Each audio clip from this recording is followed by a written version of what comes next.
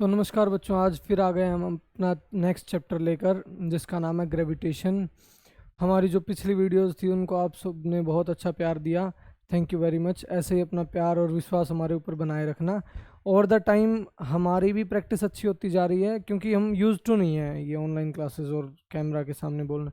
1 to 1 बच्चे बैठे होते हैं तो हम बातें करते हैं, डाउट्स सेशन होते हैं, बट धीरे धीरे हम यहाँ भी कवर अप कर जाएंगे। और इन फ्यूचर हम ये भी प्लान करेंगे कि हम आपके डाउट्स भी ले पाएँ।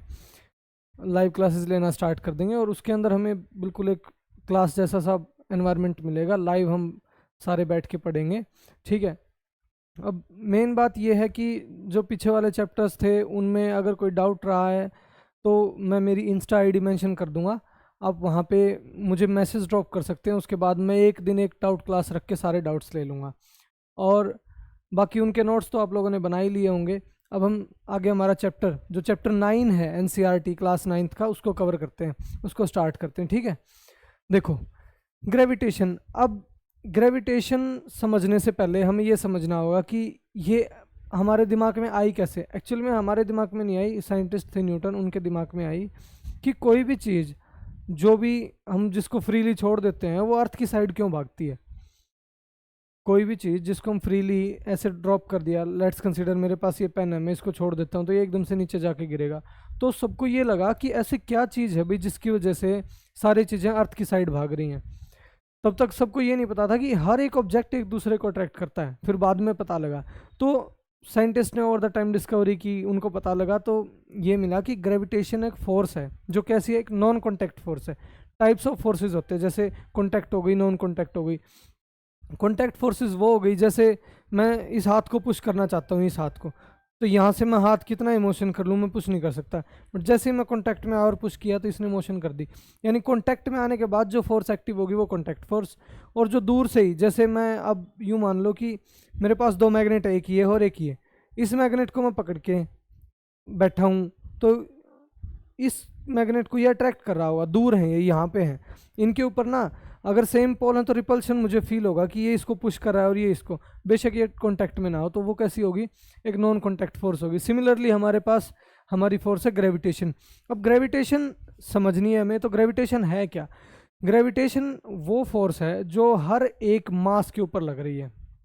ईच एंड एवरी मास जो एग्जिस्ट कर रहा है हमारी सराउंडिंग में, ज़रूरी नहीं है अर्थ अर्थ के ऊपर, हर एक जगह पे, स्पेस में, यूनिवर्स में, हर जगह पे लॉ ऑफ ग्रेविटेशन वैलिड होगा, जिसको हम यूनिवर्सल लॉ ऑफ ग्रेविटेशन भी बोल देते हैं।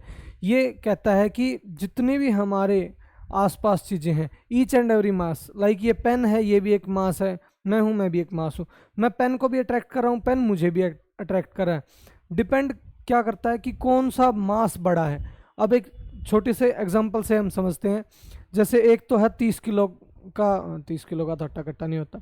एक तो है 30 किलो का बिल्कुल पतला सा और कमज़ोर सा लड़का, और एक है 100 किलो का एक लड़का। दोनों ने ऐसे हाथ पकड़े, एक मिनट, दोनों ने ऐसे हाथ पकड़े और ऐसे खींच लिया, तो 30 किलो वाला 100 किलो वाले की साइड जाएगा, 100 वाला 30 की साइड। ये आप सब समझ जाओगे कि 30 kg जिसका मास था वो अट्रैक्ट हो जाएगा किसकी टुवर्ड्स, मतलब अट्रैक्ट क्या हो जाएगा, वो पुल कर लेगा उसको 100 kg वाले की साइड। बट जो बॉन्ड बना होगा उनका, जो फोर्स थी उनके बीच में, फोर्स ऑफ अट्रैक्शन या फोर्स ऑफ पुलिंग बोलें, तो वो दोनों के ऊपर बराबर लगी होगी। Every action has its equal and opposite reaction, वो हमने पढ़ा भी था, ठीक है। तो ग्रेविटेशन, ग्रेविटेशन क्या है, ये एक ऐसी फोर्स है जो हर एक मास जो एग्जिस्ट करता है उसके ऊपर लगेगी।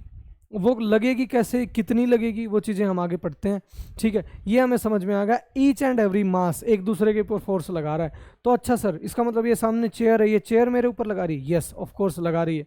तो सर कुछ भी सिस्टम रखा है, सिस्टम मेरे ऊपर फोर्स लगा रहा है, लगा रहा है। हर एक चीज़ हमारी अर्थ के ऊपर, जितनी भी चीज़ें हैं वो सारी एक दूसरे के ऊपर अट्रैक्शन फोर्स लगा रही है। अब इसको आप लोग अपने उसमें मत ले जाना कहीं, आजकल की जनरेशन वाले बच्चे अपना वो समझ लें कि तुम्हारे वाली फोर्स का ही डिस्कशन हो रहा है यहाँ पे। अब ये है मेरा एक एग्जांपल कि ग्रेविटेशन फोर्स का सबसे बेस्ट हमारे सामने है कि सन सारे प्लैनेट्स को अट्रैक्ट कर रहा है, जिसकी वजह से वो रिवॉल्व कर रहे हैं, और प्लैनेट्स अपने सैटेलाइट्स को अट्रैक्ट कर रहे हैं, जिसकी वजह से वो घूम रहे हैं। तो हमारे सामने सबसे बेस्ट एग्जांपल है ये।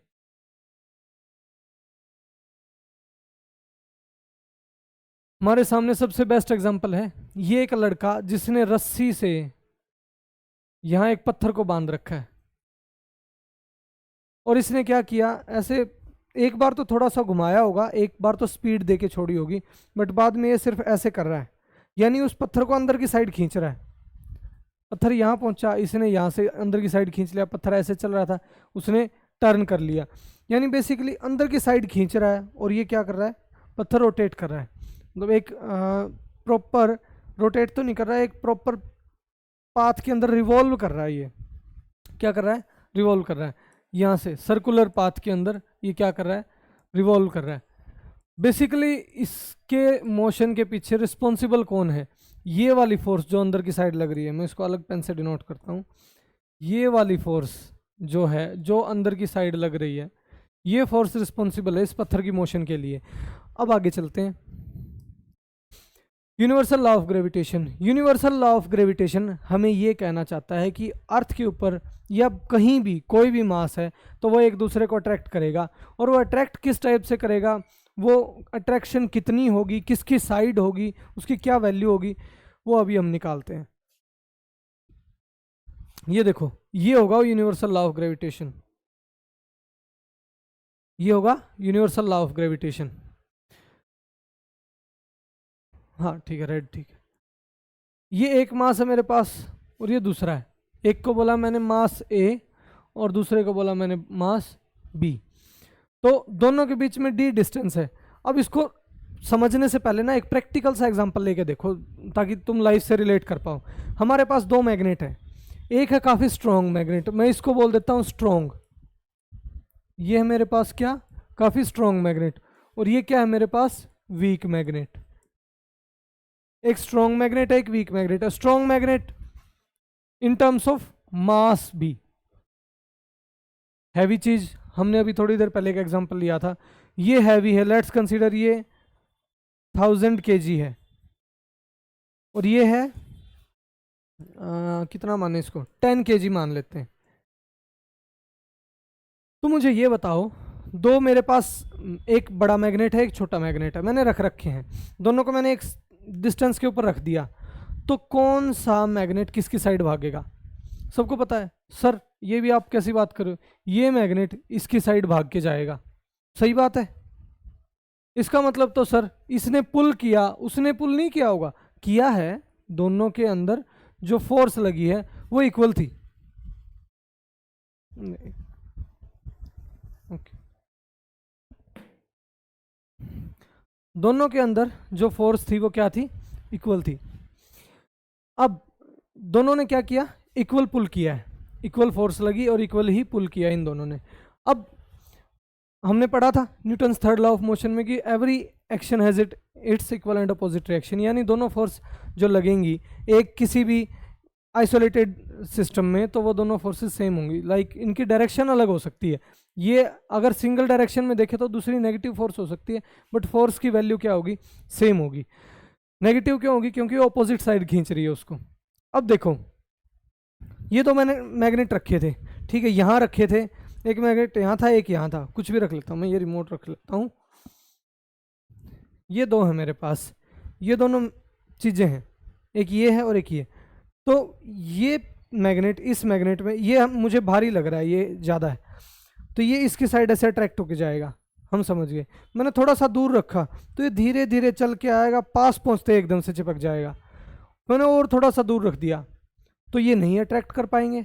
इसका मतलब तो सर आप ये कहना चाहते हो कि अगर डिस्टेंस बढ़ रहा है किसी चीज़ के बीच में, दो बेसिकली जो चीज़ें आपस में फोर्स लगा रही है उनके बीच में डिस्टेंस बढ़ रहा है, तो उनका इम्पैक्ट भी कम होते जा रहा है। ठीक है, ये चीज़ें मुझे पता लग गई कि स्ट्रॉन्ग की साइड चीज़ अट्रैक्ट होगी, क्यों होगी वो भी हमने समझ लिया, ड्यू टू इट्स मास, और जितना बीच में डिस्टेंस होगा उसके ऊपर डिपेंड करेगी। अब ये फॉर्मूला हम बना के देखते हैं, ऐसे तो मज़ा नहीं आएगा सर, बना के दिखाओ। फोर्स, अरे भैया pen, force is equal to, proportional check करते हैं डायग्राम बना के, एम मास, M1 बोल देता हूँ इसको, m2 मास, m1 m2, इनका सेंटर भी तो बनाना पड़ेगा, इनका सेंटर भी तो बनाना पड़ेगा भैया, आप ऐसे कैसे कह रहे हो, थोड़ा सा इनको ऊपर लेकर चलो। ये इसका सेंटर है, ये इसका सेंटर है, ठीक है। अब अट्रैक्शन सेंटर टू सेंटर लगेगी, इसके पीछे लॉजिक है वो मैं बताऊंगा बाद में, पहले समझो। जैसे ना ये पॉइंट है, इस पॉइंट से टेढ़ी चली गई, यहां से, अब ठीक है। इस पॉइंट से इस पॉइंट के बीच में डिस्टेंस क्या है, कोई भी मान लेता हूं मैं, ये डिस्टेंस मेरी, लेट्स कंसीडर मैं ये r मान लेता हूं, क्या मान लेता हूं, r, स्मॉल r, छोटा r, रेडियस। ये m1 है, किसका मास है, इसका, ये m2 है, ये इसका मास है। ये चीज़ हमें समझ में आ गई सर। देखो फोर्स किसके प्रोपोर्शनल होगी, सर जो भारी है, सर जो हैवी है, जो सॉलिड है, उसके अंदर फोर्स क्या होगी, ज़्यादा होगी। मैं ये कहना चाहता हूँ एक 100 किलो का आदमी है, उसके अंदर पावर ज़्यादा हो गया एज कम्पेयर टू एक 30 किलो का, क्योंकि ऑब्वियसली उसके अंदर कुछ तो पावर है, कुछ तो एनर्जी सेव्ड है। मास इसका ज़्यादा है, ज़्यादा हो या कम बेसिकली मास के ऊपर डिपेंड करेगी फोर्स। अगर ज़्यादा है तो फोर्स क्या हो जाएगी, ज़्यादा, यानी फोर्स डायरेक्टली प्रोपोर्शनल है, जितना मास बढ़ता जाएगा उतनी फोर्स क्या होती जाएगी, इंक्रीज।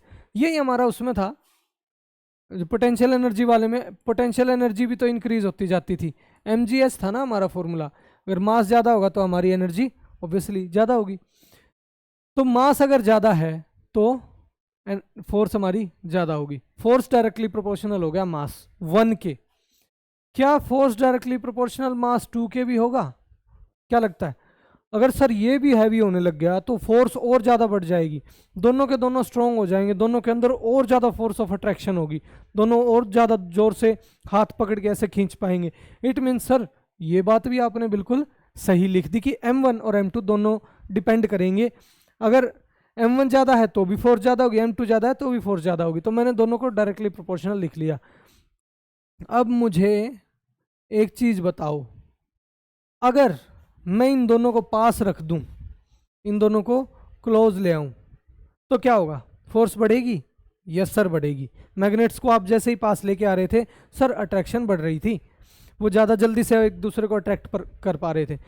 अगर मैग्नेट्स को दूर ले गए तो सर फिर वो अट्रैक्शन नहीं कर पाएंगे। यानी अगर पास लेके आए तो फोर्स बढ़ गई, अगर डिस्टेंस की वैल्यू कम कर रहे हैं तो फोर्स बढ़ रही है, डिस्टेंस को कम कर रहे हैं तो फोर्स बढ़ रही है। सर डिस्टेंस को अगर बढ़ा देंगे तो फोर्स घट जाएगी। इसका मतलब तो सर ये उल्टी चल रही है, अगर इसको कम कर रहे हैं तो ये बढ़ रही है, उसको ज़्यादा कर रहे हैं तो ये घट रही है। यानी ये तो सर इन्वर्सली प्रोपोर्शनल है। क्या है? इन्वर्सली प्रोपोर्शनल है इसके स्क्वायर के। किसके? स्क्वायर के। Force is inversely proportional to the square of distance between masses. ये मेरे पास आ गया एक रिलेशन। इस रिलेशन को यूनाइटेड फॉर्म में लिखते हैं, force is directly proportional to mass 1 mass 2, mass 1 mass 2 by R square. ये मेरे पास एक रिलेशन आ गया है। क्या है? F is equal to, oh sorry अभी तो डायरेक्टली प्रोपोर्शनल चल रहा है, m1 m2 by R square. Sir हमारे पास ये आ गया है। एम आई राइट? ठीक है सर, जब भी प्रोपोर्शनल हटता है तो एक कांस्टेंट आता है। हमने फोर्स वाले उसमें किया था, के कांस्टेंट आया था, किसी को याद हो तो? ये जी क्या है सर यहाँ पे? G is gravitational constant, G is gravitational constant. Gravitational constant मतलब sir for a specified planet, specified system, G की वैल्यू चेंज नहीं होगी। वैसे तो जी की वैल्यू कभी चेंज नहीं होगी, कांस्टेंट ही है, तो ग्रेविटेशनल कांस्टेंट। तो ग्रेविटेशनल कांस्टेंट क्या है, किसने दिया था? हेनरी क्वेंडिश नामक हमारे साइंटिस्ट हैं, उन्होंने दिया था। क्या? जी। और जी की वैल्यू थी हमारे पास ये। सर जी की वैल्यू निकालेंगे कैसे? आओ निकाल के देखते हैं। हमारे पास फोर्स का फॉर्मूला क्या था? G m1 m2 by R square. Sir अब क्या करेंगे, जी को एक साइड रखो, मैथ वाली ट्रिक, जो कुछ भी हमें फाइंड आउट करना है उसको लेफ्ट रखो, और जो हमारे पास चीज़ें हैं अवेलेबल उनको राइट साइड रख दो। रख लेते हैं G m1 m2 by R square is equal to F, ऐसे लिख सकते हैं ना, पलट लिया मैंने, लिख सकते हैं। तुम लोग मना करोगे तो क्या रूल चेंज हो जाएंगे? कह दो सर हम तो कर देंगे, नहीं कर सकते। अब g की वैल्यू यहीं रखनी, बाकी सब कुछ साइड लेके जाओ। g is equal to F into R square by m1 into m2। सर ये आ गया आपके पास g, क्या आ गया g, देखो फोर्स। अब अरे भैया इस फॉर्मूले के साथ हम वैल्यू रख के दो मास और उनके बीच का डिस्टेंस और फोर्स पुट करके हम जी की वैल्यू निकाल लेंगे, जो कि हमारे हेनरी क्वेंडिस भाई साहब ने दी थी, जो कि क्या थी 6.673 इंटू 10⁻⁻11। ये आप लोग निकाल भी सकते हो। अब इसकी साथ में ना एक एसआई यूनिट लिखी हुई है, न्यूटन मीटर स्क्वायर केजी -2। ये कैसे आई सर? देखो G is equal to F into R square by m1 into m2। अब ये जो निकालनी है ना, इसके लिए आपको प्रॉपर सिचुएशन मिल जाएगी, आप निकाल लेना, और ये वैल्यू आपको क्या करनी पड़ेगी, लर्न करनी पड़ेगी। वैसे बेसिकली ये मिल भी जाती है पेपर के अंदर। फोर्स की क्या होती है एसआई यूनिट? न्यूटन, हमने पिछले चैप्टर में की थी। रेडियस, रेडियस क्या है? बेसिकली लेंथ है, और लेंथ की एसआई यूनिट है मीटर। मीटर का स्क्वायर हो जाएगा सर, क्योंकि इसका स्क्वायर है, बाय मास 1 सर केजी, मास की एसआई यूनिट केजी होती है, दूसरा मास इसकी भी केजी। तो सर ये आ गया न्यूटन मीटर स्क्वायर, केजी का नीचे स्क्वायर हो जाएगा और ये ऊपर आके -2 वैल्यू हो जाएगी, और ये मेरी जी की एसआई यूनिट आ गई। जी मतलब ग्रेविटेशनल कांस्टेंट की एसआई यूनिट आ गई है। ठीक है, importance of gravitational force. Gravitational force की इंपॉर्टेंस क्या है? ये हमें अर्थ के साथ बाइंड करके रखती है। फर्स्ट पॉइंट, अर्थ के साथ बाइंड करके रखती है, नहीं इंग्लिश नहीं जमी। इट बाइंड्स अस विद अर्थ। ठीक है, और क्या करती है ये? अभी हमने एक एग्जांपल लिया था, पत्थर को घुमा सकती है, प्लैनेट्स को घुमाती है। Yes, it helps in the rotation of planets around sun. Sun के अराउंड भी प्लैनेट्स का मोशन करवाने में कौन हेल्प करती है? Gravitational force. क्या सैटेलाइट्स के लिए भी? हाँ, सैटेलाइट्स के लिए भी हेल्प करती है। तो बेसिकली हमारे पास ये आ गया कि इंपॉर्टेंस क्या है ग्रेविटेशनल फोर्स की। फ्री फॉल, फ्री फॉल क्या होता है? हमने पिछले चैप्टर में ना इक्वेशंस ऑफ मोशन की थी। इक्वेशन ऑफ मोशन करते टाइम हमें ये चीज़ समझ में आ गई थी कि सर देखो, जब भी किसी चीज़ को हम ऊपर फेंकते थे तो ऊपर जाके रुक जाती थी, और वहाँ पे उसकी फाइनल वेलोसिटी 0 हो जाती थी। फेंकते थे वो वेलोसिटी हम पता कर लेते थे, और नीचे की साइड जो फोर्स लग रही होती थी हम उसको क्या मान लेते थे? 10 मीटर पर सेकेंड स्क्वायर, जो हमारी मतलब एक्सेलरेशन ड्यू टू ग्रेविटी थी, एक्सेलरेशन ड्यू टू ग्रेविटी। तो फ्री फॉल वही चीज़ होगी, जब भी हम किसी भी ऑब्जेक्ट को अर्थ सरफेस के ऊपर, अर्थ क्रस्ट पे कहीं भी कुछ डिस्टेंस के ऊपर आके भी अगर उसको छोड़ देते हैं, फ्रीली छोड़ देते हैं, मतलब फ्री फॉल करवा देते हैं, तो वो अर्थ की साइड गिरने लग जाएगी, और उसके अंदर हर एक सेकंड के बाद 10 की वेलोसिटी क्या आता जाएगा? इंक्रीज आता जाएगा। सबसे पहले जैसे मैंने उसको ड्रॉप किया तो 0 वेलोसिटी थी उसकी, पहली सेकंड के बाद देखा 10 मीटर पर सेकंड वेलोसिटी हो चुकी है, उससे अगली सेकंड देखा 20 मीटर पर सेकंड हो चुकी है, 30 मीटर पर सेकंड, यानी हर एक सेकंड वो 10 मीटर पर सेकंड से अपनी वेलोसिटी को बढ़ाती जा रही है। और rate of change of velocity हमारा क्या था? एक्सेलरेशन था। तो यही हमारा फ्री फॉल है। जब भी कोई एक object towards earth surface due to gravitational force, अजीब सा बन गया, ड्यू टू ग्रेविटेशनल फोर्स नीचे की साइड गिरने लग जाए, उसी सिचुएशन को हम क्या बोलेंगे, फ्री फॉल बोलेंगे। ठीक है, जी की वैल्यू निकालते हैं। सर आपने लिख दिया 10 मीटर पर सेकेंड स्क्वायर, तो वैल्यू क्या है, वो फोर्स क्या है, चलो निकालते हैं। सबसे पहले फॉर्मूला लिख लेते हैं, G m1 m2 by R square, ये फॉर्मूला था हमारे पास। फोर्स का फॉर्मूला क्या होता है sir, mass into acceleration formula होता है sir, G m1 m2 by R square. Sir यहाँ तो जो आप एक्सेलरेशन लिख रहे हो ये तो किसकी वजह से है, ग्रेविटी की वजह से, तो सर इसको ए क्यों लिख रहे हो, इसको लिखो G, mass into acceleration due to gravity which is totally equivalent to weight, weight of any object. हमें अगर वेट निकालना है तो मास जो हमें, लाइक लेट्स कंसीडर मेरा मास है कितना 75 होगा, मेरा मास 75 kg है। अगर मेरे मास के साथ मैं 10 मल्टीप्लाई कर देता हूँ तो मेरी फोर्स आ जाएगी कितनी मैं अर्थ के ऊपर एग्जर्ट कर रहा हूँ, उसी को हम क्या बोलेंगे, वेट बोलेंगे, mg, वेट होगा मेरा mg। ठीक है, ये आ गया मेरे पास। अब मैं m को उस साइड ले जाता हूँ।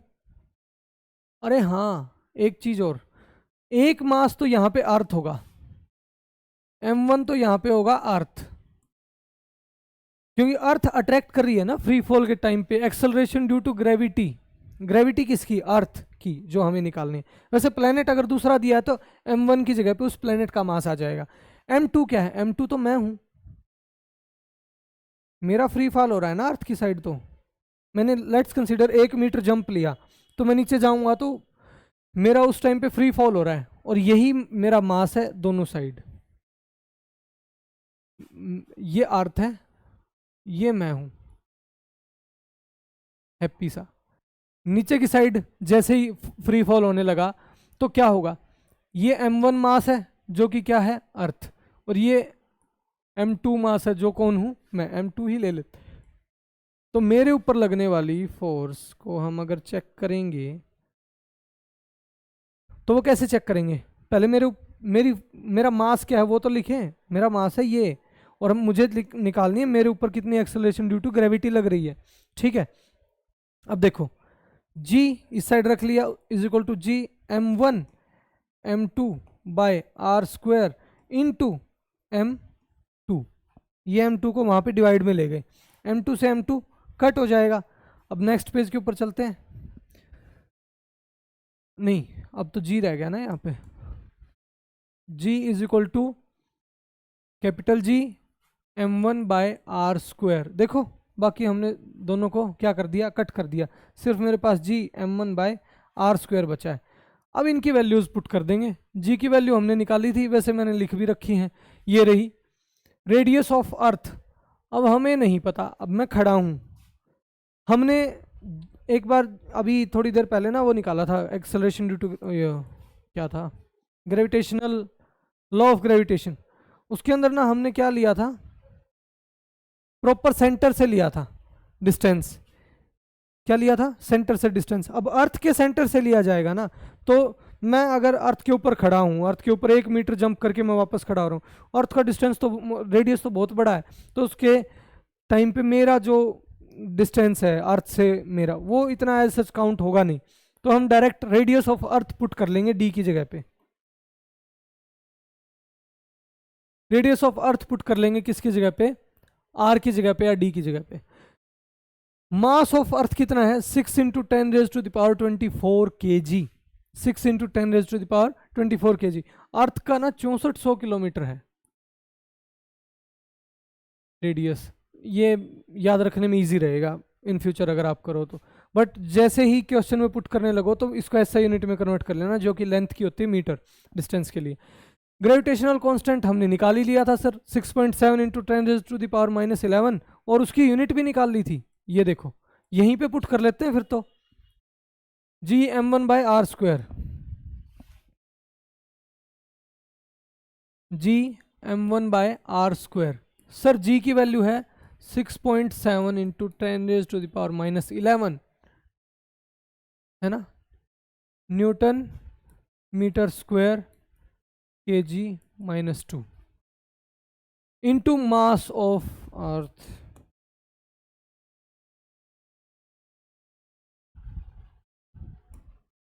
Into mass of earth 6 into 10⁻⁴ kg by radius का स्क्वायर 6.4 इंटू 10⁻⁶ मीटर होल का स्क्वायर।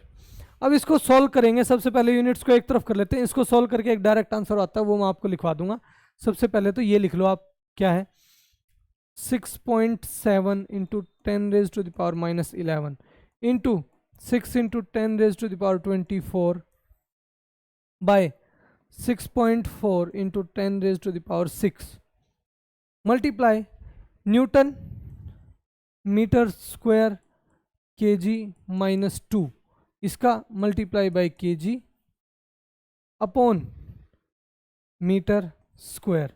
इतना सबको समझ में आ गया? मैंने यूनिट्स को अलग निकाल लिया नीचे। अरे इसका स्क्वायर करना भूल गए भैया। ऐसी मिस्टेक्स करोगे तो कैसे काम चलेगा? इसको सेलेक्ट करके तनिक नेक्स्ट पेज पे भी ले आओ। इतनी मेहनत काहे को करनी? कॉपी हो जाएगा। Move to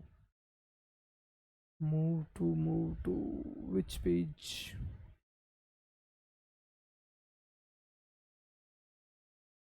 add page. ये देखो आ गया। बोर्ड हमारा बड़ा समझदार है, ये जानता है। देखो अब ये आ गया मेरे पास 6 7।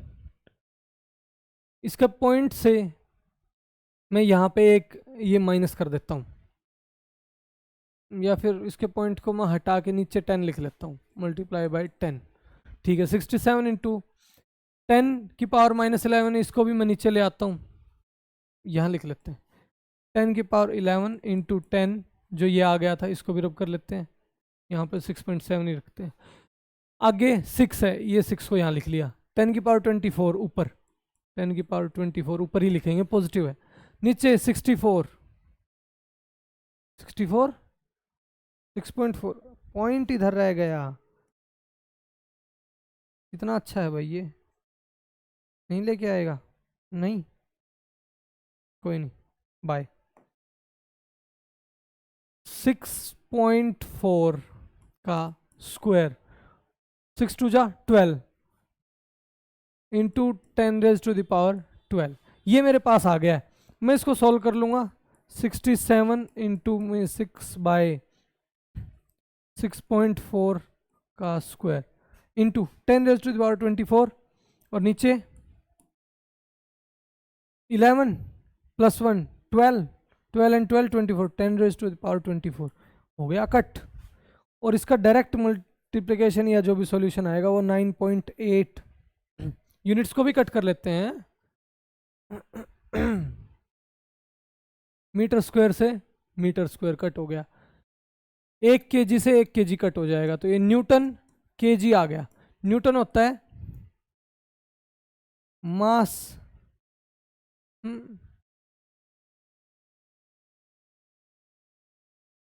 Force is equal to into acceleration, kg acceleration metre पर second square, force newton. 1 newton होगा kg metre by second square. kg का तो माइनस में होना चाहिए। अच्छा हाँ, ये -1 बचेगा, -2 था और यहाँ पे +1, प्लस -2 + 1 -1 बच जाएगा। तो ये वैल्यू पुट करेंगे न्यूटन की जगह पे, kg metre by second square into kg -1। इस kg से ये kg कट हो जाएगा और ये मेरे पास क्या आ गया, मीटर पर सेकंड स्क्वायर। तो ये 9.8 मीटर पर सेकंड स्क्वायर। ये अब देखने में ना सबको बड़ा ऐसा लग रहा होगा, सर पता नहीं क्या ही करवा रहे हैं, कुछ तो वीडियो को बंद करके भी जा चुके होंगे, मेरे को पता है।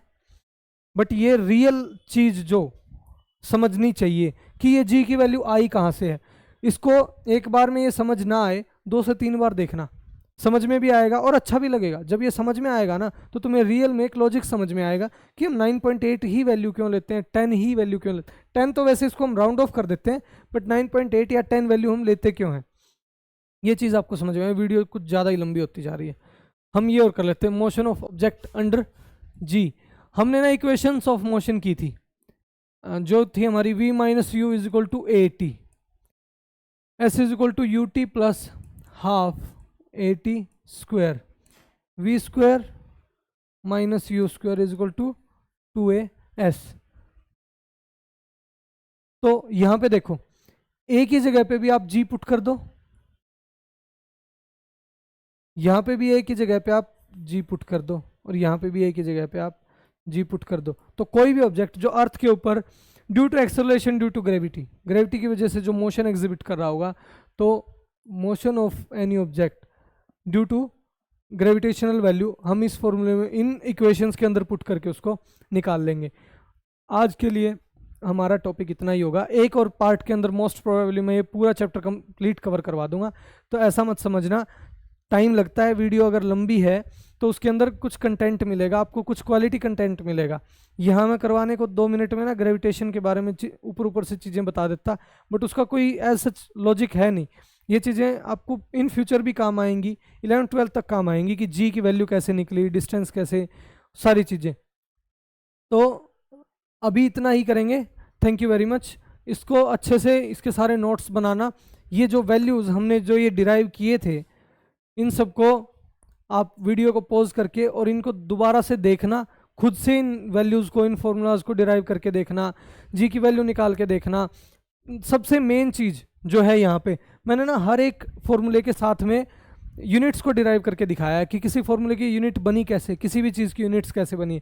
जैसे एक जगह पे आपको मोस्ट प्रोबेबली कंफ्यूजन हो सकती है, जो है हमारा ये यहाँ पे न्यूटन kg -1, यहाँ पे आप ये देख लेना, force is equal to mass into acceleration हमने फॉर्मूला किया था, जिसकी यूनिट थी kg, मास की kg, एक्सेलरेशन की मीटर पर सेकंड स्क्वायर। तो ये जैसे ही वैल्यू पुट करोगे तो हमें जी की वैल्यू भी अपने आप समझ में आ जाएगी कि अच्छा सर जी भी एक एक्सेलरेशन ड्यू टू ग्रेविटी है। तो ये सारा हमारा हो चुका है, हाफ चैप्टर बेसिकली हाफ हो चुका है। तो आगे की वीडियो आपको सेकंड पार्ट में मिल जाएगी। हमारे साथ ऐसे ही जुड़े रहें, नोट्स बनाते रहें, प्रैक्टिस करते रहें जितनी भी होती है। वैसे मैं एक क्लास लेके आऊँगा, हाँ मेरी इंस्टा आईडी और मेंशन कर देता हूँ मैं साथ में। अरे भैया हाँ,